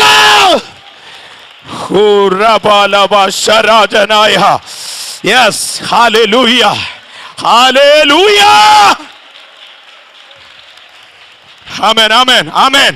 പ്രോത്സാഹിപ്പിക്കുന്ന കർത്താവ് ഇതിനകത്തൊന്ന് നടക്കട്ടെ പ്രിയരെ. ഞാൻ ചോദിക്കട്ടെ, നിന്നെ ഈ ബൗണ്ടറിക്കകത്ത് നിർത്തിയതാരാ?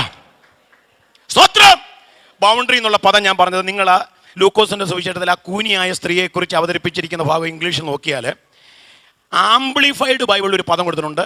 ബൗണ്ട് എന്ന് മാത്രമല്ല, കെപ്റ്റ് ബൗണ്ട് എന്ന് പറഞ്ഞാൽ കൈവശം വെച്ച് അതിർത്തി നിശ്ചയിച്ചിരിക്കുന്നു പിശാച്. ആർക്ക്? അബ്രഹാമിന്റെ മകൾക്ക്.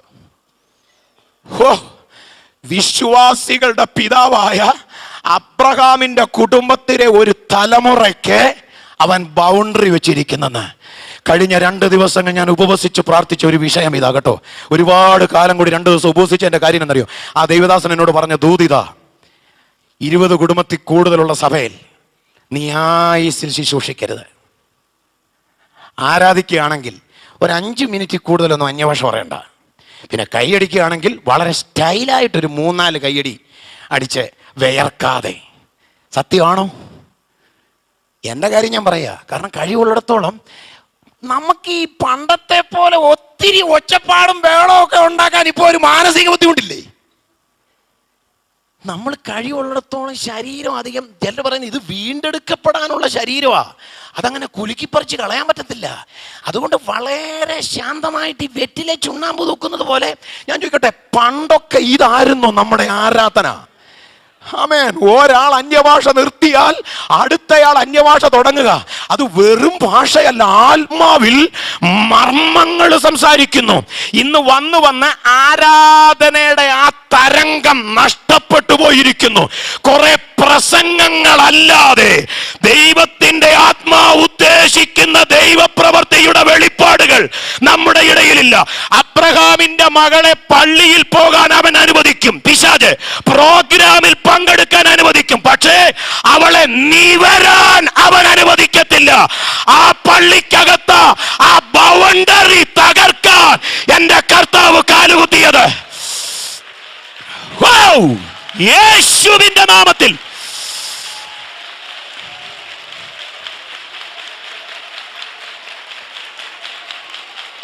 ശബ്ദരസികനായ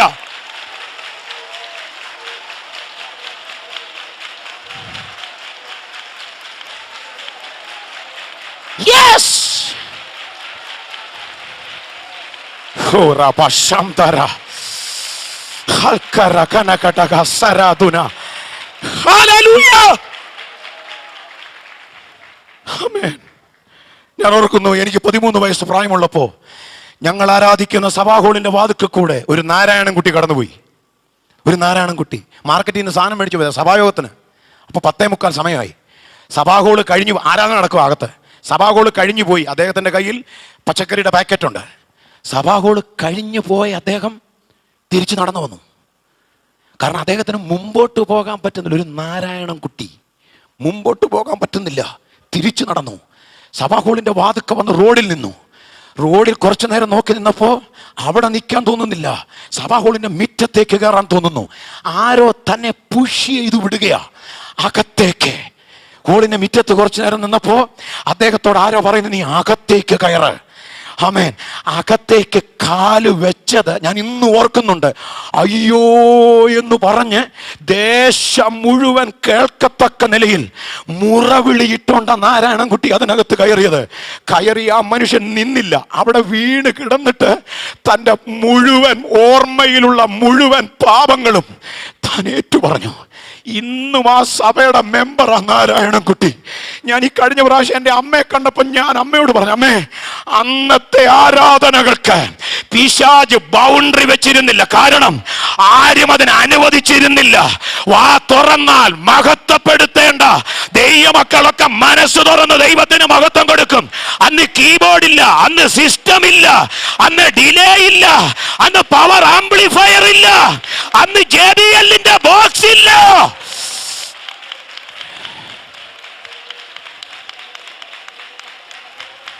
തിരുവനന്തപുരം പട്ടണത്തെ നേടാൻ അധികാരം ലഭിച്ച ദൈവസഭയെ പിശാചു വെച്ച അതിർത്തി പൊളിച്ച് ഈ ജനറൽ കൺവെൻഷൻ കഴിയുമ്പോ പുറത്തു വരാൻ ദൈവത്തിന്റെ ആത്മാവ് ദൂത് പറയുകയാണ്.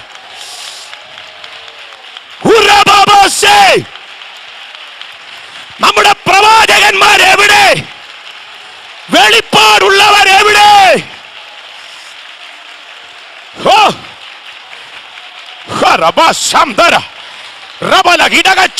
രാജകസി രക്തത്തോ ജയം. ഹല്ലേലൂയ, സ്തോത്രം. ഞാൻ ഈ കഴിഞ്ഞ ദിവസം എൻ്റെ ചർച്ചില് ഞാൻ എന്നാ പറയും, ഇപ്പം സഭാ ചാർജ് കയറിയിട്ട് ഈ ഏപ്രിലാകുമ്പോൾ 30 വർഷമാവും.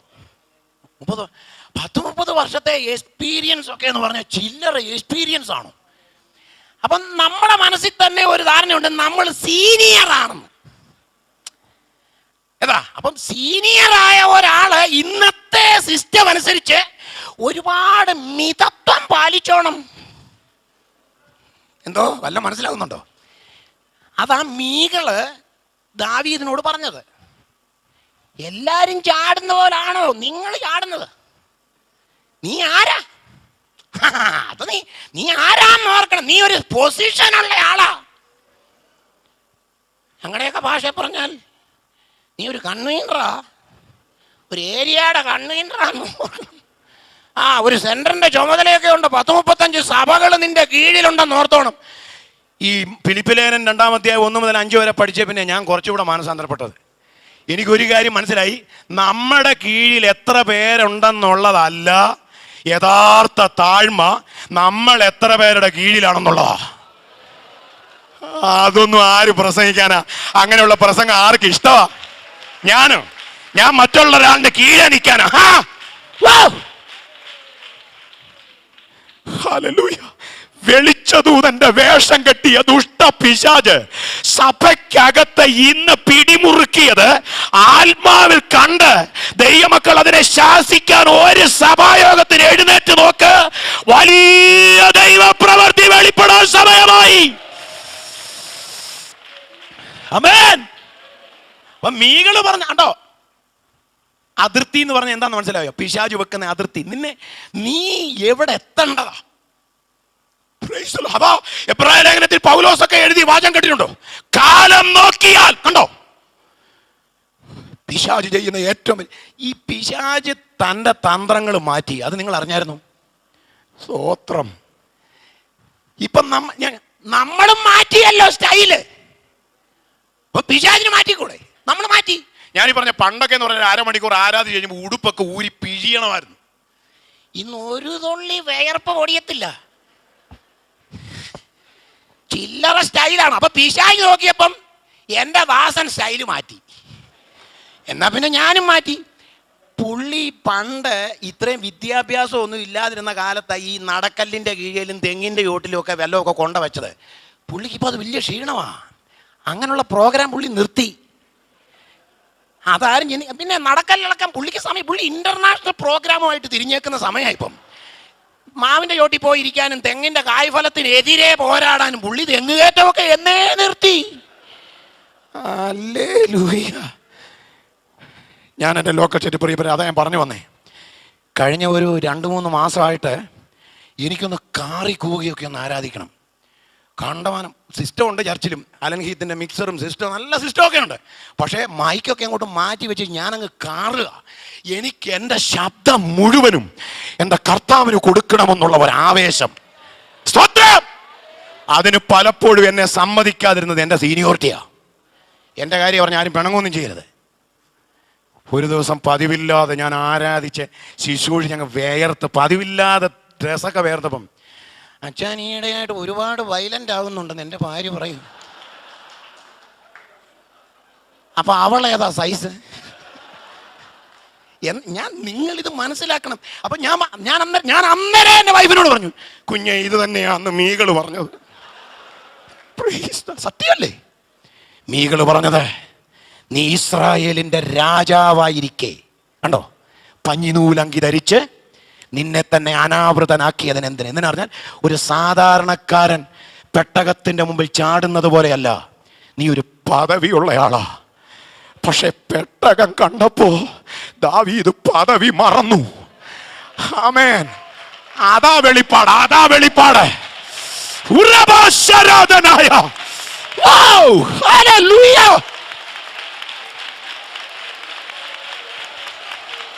Praise.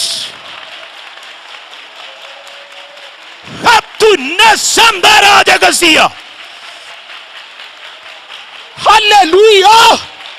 കൃപ കൃപ കൃപ, ദൈവ കൃപ, ദൈവ കൃപ. Oh, praise the Lord. ദാവീദ് പെട്ടകം കണ്ടപ്പം ചാടി. എന്തിനാണ് ഇവിടെ ഇരിക്കുന്ന ദൈവദാസന്മാർക്കൊക്കെ അറിയാം. തടി കൊണ്ടുള്ള ഒരു വെറും പെട്ടകം, ഒരു പെട്ടി കണ്ടപ്പം ചുമ്മാതെ ചാടിയതല്ല.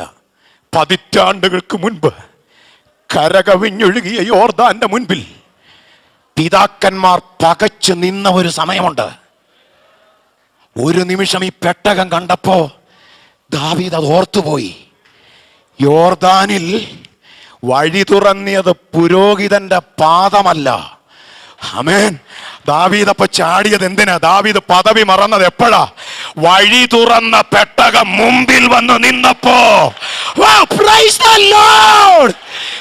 ഇന്ന് രാത്രി നിനക്ക് വേണ്ടി വഴി തുറന്നവൻ, വഴിമുട്ടി നിന്ന നിന്നെ വലങ്കൈക്ക് പിടിച്ചുയർത്തിയവൻ ഇതിനകത്ത് തേജസ്സോടെ ഇറങ്ങി നിൽക്കുമ്പോ നിനക്ക് മൗനമായിരിക്കാൻ കഴിയില്ല, നിനക്ക് വെറുതെ ഇരിക്കാൻ കഴിയില്ല.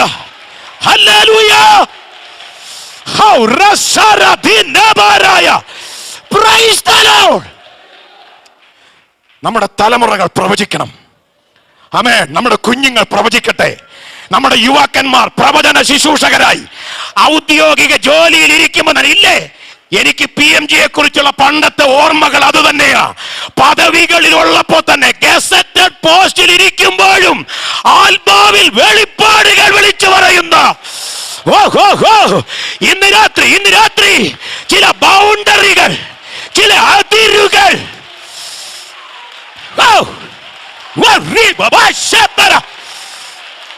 പൊട്ടി മാറട്ടെ, അത് തകർന്നു മാറട്ടെ. അത് ശരഗജല സിഖന്ധനായ. Praise the Lord. Praise the Lord. ഞാൻ ഈ കഴിഞ്ഞ ദിവസങ്ങൾ എൻ്റെ 2 കൂട്ടുവിശ്വാസികളോട് ഞാൻ ക്ഷമ ചോദിച്ചിരിക്കുക. അതുകൊണ്ടാണ് ഞാൻ ഇതിനകത്ത് ഇത്ര സന്തോഷത്തോടെ എനിക്കിനി ഞാൻ ചെയ്യുന്ന കുറച്ച് കാര്യങ്ങൾ എനിക്ക് പ്രസംഗിച്ചാൽ മതിയെന്ന് ഞാൻ കർത്താവിനോട് തീരുമാനമെടുത്തിട്ടുണ്ട്. ബുദ്ധിമുട്ടാണ്. കാരണം എൻ്റെ മകൻ പുറത്തുനിന്ന് വന്നപ്പോഴും ഒക്കെ ഇയാൾക്ക് ഇപ്പോഴും കുറ്റബോധമാണ്. ഞാൻ ഫുഡിന് വിളിച്ചത്, ഫുഡ് കഴിക്കാൻ. നമുക്ക് അങ്ങനെ ഒരു സിസ്റ്റം ഉണ്ടല്ലോ നമ്മുടെ ഇടയിൽ. നമ്മൾ ആരെയാ ഈ ഫുഡ് കഴിക്കാൻ വിളിക്കുന്നത്? മനസ്സിലൊന്ന് ചിന്തിച്ചു നോക്കണം. ഒന്നുകിൽ എൻ്റെ സെയിം സ്റ്റാറ്റസിലുള്ള ആണോ? യെസ്. വാടകയ്ക്ക് വയറ് നിറച്ച് ആഹാരം കഴിക്കാൻ പോലും വരുമാനമില്ലാത്ത, ആത്മീയത്തിൽ ഒന്നും ആകാത്ത, ഒരു നല്ല ആഹാരം കഴിക്കാൻ കയ്യിൽ കാശില്ലാത്ത ആരെങ്കിലും എയർ കണ്ടീഷൻ ഹോട്ടലിലെ റൂമിൽ ഫുഡ് കഴിക്കാൻ നമ്മൾ വിളിച്ചിട്ടുണ്ടോ? ഞാൻ വിളിച്ചിട്ടില്ല. എനിക്ക് അവരോട് കുറ്റബോധം തോന്നി. ഞാൻ ക്ഷമ ചോദിച്ചു. കാരണം എൻ്റെ മകൻ വന്നപ്പോൾ അവൻ പുറത്താണ് പഠിച്ചത്. പഠനം കഴിഞ്ഞ് വന്നപ്പോൾ അവന് വിജയിച്ചല്ലോ, സന്തോഷത്തിന്. ഞാൻ ചോദിക്കട്ടെ, ചർച്ച് മുഴുവൻ പ്രാർത്ഥിച്ചതല്ലേ അവന് വേണ്ടി? സഭ മുഴുവൻ പ്രാർത്ഥിച്ചതല്ലേ എൻ്റെ മോന് വേണ്ടി? ഞാൻ പിന്നെ 2 or 3 കുടുംബത്തെ മാത്രം വിളിച്ചുകൊണ്ട് ഫുഡിന് പോയത്? Praise the Lord. സഭ കർത്താവിൻ്റെ പദ്ധതി നിന്ന് പുറത്തു പോയെന്നുള്ളതിൻ്റെ തെളിവുകളിൽ ഒരു തെളിവായിട്ട് കാണുന്നതാണ് ഞാനതിനെ. എന്നാൽ നിങ്ങൾ പഠിച്ചോ, നിങ്ങൾ കേട്ടല്ലോ, എൻ്റെ കർത്താവ് ഫുഡിന് വിളിച്ചത് പിന്മാറ്റക്കാരനെയാ. ആ മനസ്സ് എന്ന് നമുക്കുണ്ടാകുമോ അന്നേ കേരളം വിടുവിക്കപ്പെടത്തുള്ളൂ. വെറും കുറെ പ്രസംഗങ്ങൾ അവതരിപ്പിക്കാവുന്നല്ലാതെ പ്രോത്സാഹിപ്പിക്കുന്ന ക്രിസ്തുവിന് എന്നിൽ സ്വാതന്ത്ര്യം കിട്ടുന്നത് വരെ, സഭയ്ക്കകത്ത് പൂർണ്ണ സ്വാതന്ത്ര്യം കിട്ടുന്നത് വരെ സഭാ വളർച്ച സ്വപ്നം കാണരുതാരും. പുള്ളി അവിടെ നിന്ന് സംസാരിക്കുന്ന ഞാൻ കണ്ടു ആ മാവിന്റെ അപ്പുറത്ത്. ക്രിസ്തുവിലാണോ സഭ, അതോ സഭയിലാണോ ക്രിസ്തു, അതോ സഭയ്ക്ക് പുറത്താണോ ക്രിസ്തു? എന്താ കർത്താവ് അങ്ങനെ വെള്ളം ചോദിച്ചത്? എനിക്കിഷ്ടം തോന്നി. അതേ ശമരിയിൽ ശിഷ്യന്മാരെ ആഹാരം കൊള്ളാൻ കർത്താവ് വിട്ടു. വെള്ളം കുടിക്കാത്ത, അങ്ങോട്ടും ഇങ്ങോട്ടും സഹകരണമില്ലാത്തടത്തുനിന്ന് ആഹാരവും കഴിച്ചു വെള്ളവും കുടിച്ചാലേ ആ ബന്ധനം അഴിയത്തുള്ളെന്ന് യേശുവിന് മനസ്സിലായി. പ്രൈസ്. 3, 7, 21 ഇരുന്നാൽ അഴിയാത്ത ബന്ധനം. ചില വീട്ടിൽ പോയി നീ ഒരു ചപ്പാത്തി തിന്ന് വെള്ളം കുടിച്ചാൽ അഴി. നീ അങ്ങനെ ചെയ്യാതെ 21 തലയും കുത്തിയിരുന്നാലും ദൈവപ്രവൃത്തി പ്രതീക്ഷിക്കരുതേ പ്രിയപ്പെട്ടവരെ. ഞാൻ ഈ പറഞ്ഞു വരുന്നതിന്റെ മർമ്മം കുറച്ചു പേര് മനസ്സിലാക്കണം. എന്ന് പറഞ്ഞാൽ കുറെ പ്രോഗ്രാമുകളിൽ വിടുതലുകളില്ലാത്ത, ആത്യന്തികമായി ദൈവപ്രവൃത്തി വെളിപ്പെടാത്ത കുറെ പ്രോഗ്രാമുകളിൽ നമ്മെ ഒതുക്കി വെച്ചിരിക്കുന്നു ഒരദൃശ്യ ശക്തി. ഈ രാത്രി നമ്മൾ പുറത്തു വരണമെന്നുള്ളതാ എന്റെ കർത്താവ് ഈ വചനത്തിലൂടെ നമ്മോട് ആഹ്വാനം ചെയ്യുന്നത്.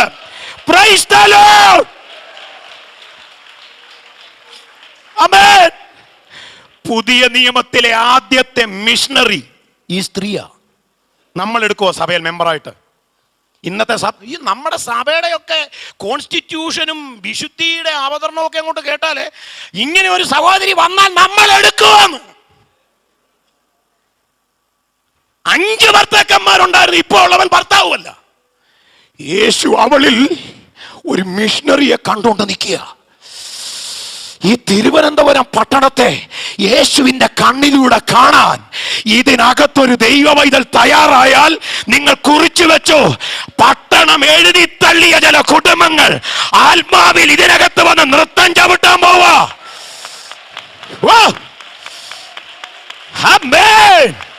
മനസ്സിലാകുന്നുണ്ടോ? മനസ്സിലാകുന്നുണ്ടോ?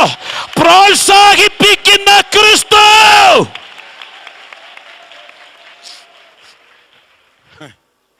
അയ്യോ, ഞാൻ IPCയിലെ ഒരു പാസ്റ്ററാണ്, കുറച്ച് പേർക്ക് അറിയാമല്ലോ.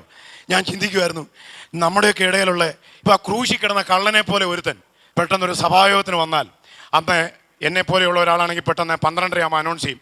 സഭായോഗം ഇന്ന് ചില സാങ്കേതിക കാരണങ്ങളാൽ നേരത്തെ നിർത്തുകയാണ്. ഒരു 12:45 മുതൽ സഭയുടെ ഒരു കമ്മിറ്റി അടിയന്തരമായിട്ട് നമ്മൾ കൂടുകയാണ്. കാരണം എന്നാ, കള്ളൻ വന്നു സഭായോഗത്തിന്. കാരണം അവനോടുള്ള നമ്മുടെ നിലപാട് എന്തായിരിക്കണമെന്ന് കമ്മിറ്റി തീരുമാനിക്കാതെ ഉപദേശിക്ക് ഒറ്റയ്ക്ക് ഒരു കാര്യം ചെയ്യാൻ പറ്റുമോ? അപ്പൊ കമ്മിറ്റി അവതരിപ്പിക്കുകയാണ്. നമ്മളെല്ലാവരും അറിഞ്ഞിരിക്കുന്ന പോലെ ഇന്ന് അദ്ദേഹം പുറകെ വന്ന് ഇരുന്നേച്ചു പോയി. നാളെ ചിലപ്പോൾ നമ്മുടെ മെമ്പർഷിപ്പ് ആവശ്യപ്പെടുകയും സ്നാനപ്പെടണമെന്നൊക്കെ പറയും. അത് എന്താണെന്ന് വെച്ചാൽ സഭക്കാരൻ അതിൻ്റെ ഒരു അതെ കുഞ്ഞുകുട്ടി അങ്ങോട്ട് എഴുന്നേറ്റു. അത് എൻ്റെ വ്യക്തിപരമായ അഭിപ്രായം പറയുവാണെങ്കിൽ നമ്മുടെ സഭയ്ക്ക് ഒരു സ്റ്റാറ്റസ് ഉണ്ട്. അപ്പൊ യേശുവിൻ്റെ സ്റ്റാറ്റസ് അല്ലല്ലേ സഭയുടെ സ്റ്റാറ്റസ്? വല്ലതും മനസ്സിലാകുന്നുണ്ടോ? ചുരുക്കി പറഞ്ഞാൽ കമ്മിറ്റി പിരിഞ്ഞപ്പോഴത്തേന് ഒരു അന്തിമ തീരുമാനത്തിലേക്ക് വന്ന് മിനിറ്റ്സിൽ എഴുതി, ഒരു 3 മാസം പുള്ളി സഭായോഗത്തിന് വരട്ടെ. ഇതിനിടയ്ക്ക് എവിടെയെങ്കിലും അവൻ വല്ലതും കക്കുവോ ഇല്ലയോ എന്ന് അറിയട്ടെ. അതിനുശേഷം നമുക്ക് അടുത്ത കാര്യം, അവനെ ആമ്പിള്ളേർ കൊണ്ടുപോയി ക്രിസ്തുവിന്റെ മനസ്സുള്ളവൻ അടിച്ചോണ്ട് പോയി. എന്നിട്ട് നമ്മക്ക് അങ്ങനെയുള്ളവനെ കണ്ടും കൂടാ. ഉപദേശത്തിൽ യേശുവിന്റെ മനസ്സില്ലാത്ത നീ ഉപദേശത്തിൽ നിൽക്കുന്നോണ്ട് എന്താ പ്രയോജനം? വല്ലതും മനസ്സിലാകുന്നുണ്ടോന്ന്? ക്രിസ്തുവിന്റെ മനസ്സില്ലാത്ത എനിക്ക് കുറെ ഉപദേശമുണ്ട്. ആത്മാക്കളുടെ വിടുതലിന് എന്റെ ഉപദേശം സഹായിക്കുന്നില്ലെങ്കിൽ ഉപദേശത്തിനകത്ത് നിന്നെ ഒതുക്കിയ ഒരു പോരുണ്ടെന്ന് ഞാൻ പറയും. ആമേൻ. കർത്താവ് പറഞ്ഞ എന്നാ, നീ ഇപ്പം ഈ ക്രൂശി കിടക്കുന്ന സമയത്ത് ഇപ്പം നിന്നെ അന്ന് ഓർക്കണമെന്നും മറ്റും നീ പറഞ്ഞ എന്നെ നീ വിഷമിപ്പിച്ച് കളഞ്ഞല്ലോ ബ്രദറെ. ഇപ്പം എങ്ങനെ ഞാനത് നോക്കട്ടെ, ഞാൻ എന്തായാലും ചെല്ലട്ടെ, ഞാൻ എന്തായാലും ഇപ്പം അങ്ങോട്ടെ പോട്ടെ, എന്നെ അയച്ചവൻ്റെ അടുക്കലേക്ക് പോട്ടെ, ഞാൻ ചെന്ന ശേഷം വിവരം ഞാൻ ഇമെയിൽ ചെയ്യാം. കാരണം ഇന്ന് മുഴുവൻ ഇമെയിലാ. സ്തോത്രം. കർത്താവ് പറഞ്ഞ കണ്ടോ, പ്രോത്സാഹിപ്പിക്കുന്നവന്റെ മനസ്സ് കണ്ടോ. ഇന്ന് നീ ഓർക്കണമേ എന്ന് പ്രാർത്ഥിച്ചില്ലേ, ഇന്ന് എന്നാണോ നീ പ്രാർത്ഥിച്ചത്, ഇന്ന് എന്നോടുകൂടെ നീ ഇരിക്കും. ഓ, പ്രോത്സാഹിപ്പിക്കുന്ന ക്രിസ്തുവിന്റെ മനസ്സ് വല്ലോ മനസ്സിലാകുന്നുണ്ടോ ദൈവമക്കൾക്ക്? ഓ, ഈ യേശുവിനെ പ്രാർത്ഥനയ്ക്കായി തലകൾ വടക്കാൻ ദൈവമക്കൾ. ആമേൻ. ഈ സന്ദേശം ഇതിന്റെ ബാക്കി ഭാഗം ഒന്നും ചിന്തിക്കാൻ നമുക്ക് എല്ലാവരും ഒരു നിമിഷം പ്രാർത്ഥിക്കട്ടെ. നമ്മുടെ സമയം ഇവിടെ തീരുകയാണ്. എല്ലാവരും ഒരു നിമിഷം പ്രാർത്ഥിക്കട്ടെ. ആരും മൗനമായിരിക്കാതെ. പ്രോത്സാഹിപ്പിക്കുന്ന ക്രിസ്തുവിന്റെ മനസ്സിന്റെ വലുപ്പം തിരിച്ചറിഞ്ഞവർ ഇതിനകത്തുണ്ടെങ്കിൽ എല്ലാവരും അതാത് സ്ഥാനങ്ങൾ ഒരു നിമിഷം ഒന്ന് എഴുന്നേറ്റ് നിന്ന് കൃത്യം 9 മണിക്ക് തന്നെ പ്രാർത്ഥിച്ച് ആശീർവാദം പറയും. ആരും അതുകൊണ്ട് നിസ്സഹകരണം കാണിക്കരുത്. ഇന്ന് രാത്രി വചനത്തിലൂടെ കർത്താവിനോട് സംസാരിച്ചു എന്ന് ഉറപ്പുണ്ടെങ്കിൽ, ബോധ്യമുണ്ടെങ്കിൽ അതരങ്ങൾ ചലിപ്പിച്ച് ഒരു നിമിഷം ദൈവത്തിന് മഹത്വം കൊടുക്കുമോ? ഒരു മടങ്ങിവരവ് ആവശ്യമുണ്ടെന്ന് തോന്നുന്നില്ലേ? പ്രോത്സാഹിപ്പിക്കുന്ന ക്രിസ്തു ഇന്ന് രാത്രി സഹോദരൻ നിന്നെ പുഷ് ചെയ്യുക. സാരമില്ല, പോട്ടെ, ഒരു തെറ്റ് ചെയ്തു, അതല്ലേ യോഹന്നാൻ പറഞ്ഞത്? കുഞ്ഞുങ്ങളെ, പാപം ചെയ്യാതിരിക്കാൻ ഞാനിത് നിങ്ങൾക്ക് എഴുതുന്നു. പാപം ചെയ്യരുതെന്നുള്ളതാണ് ദൈവവചനത്തിന്റെ വ്യവസ്ഥ.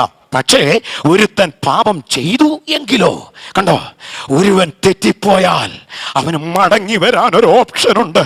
കാരണം ഒരു കാര്യസ്ഥൻ നിനക്കായി നിൽക്കുന്നു.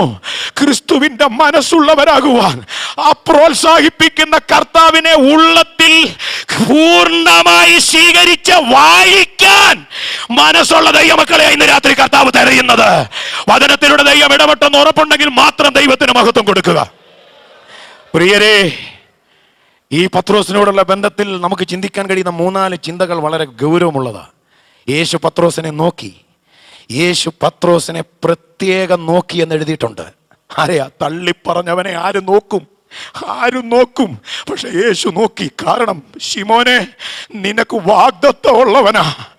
നിനക്ക് വാഗ്ദത്വം വേണ്ട, വാഗ്ദത്തം ചെയ്തവനെ വേണ്ടെന്ന് പറഞ്ഞാൽ എനിക്ക് നിന്നെ അങ്ങനെ തള്ളിക്കളയാൻ പറ്റത്തില്ല. നീ ആ സഭയുടെ ഉദ്ഘാടന യോഗത്തിലെ മെയിൻ മെസ്സേജ് നീ എന്നെ കുറിച്ച് അന്ന് പ്രസംഗിക്കണം.